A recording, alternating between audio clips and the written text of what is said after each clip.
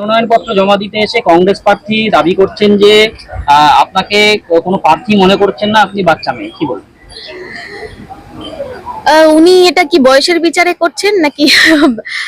দেখুন, রাজনীতির ময়দানে যদি উনি আমার অভিজ্ঞতা দেখেন, আমি অনেক দিন থেকে রাজনীতির সাথে যুক্ত। আমার বাবা একটা বর্ষিয়ান রাজনীতিবিদ ছিলেন।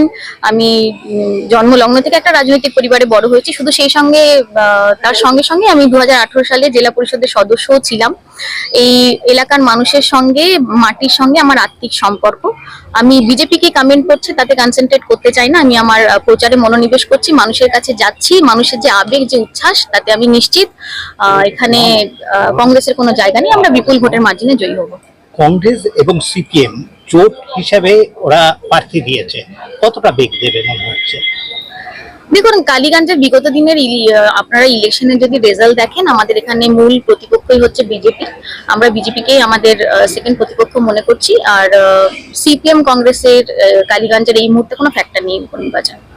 আজকে মনোনয়নপত্র জমা দিতে কংগ্রেস এসছে, ওদের জোট সিপিএম এর সঙ্গে, অথচ সিপিএম নেই, এটাকে কিভাবে বলবেন?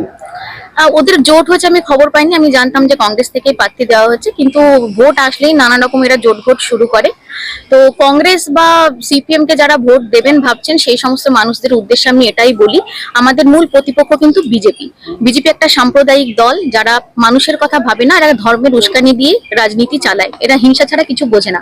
তাই আপনারা যারা সিপিএম বা কংগ্রেসকে ভোটটা দেবেন, সেটা তারা কিন্তু পরোক্ষভাবে বিজেপিরই সুবিধা করে দেবে। তাই বিজেপিকে যারা পছন্দ করেন না, তারা দয়া করে তৃণমূল সরকারকে ভোটটা দিন। আমার অনুরোধ, যাতে কালীগঞ্জে বিগত দিনে যেভাবে সরকার উন্নতি করেছে, আমরা সেই উন্নতির কাজকে কন্টিনিউ করতে পারি।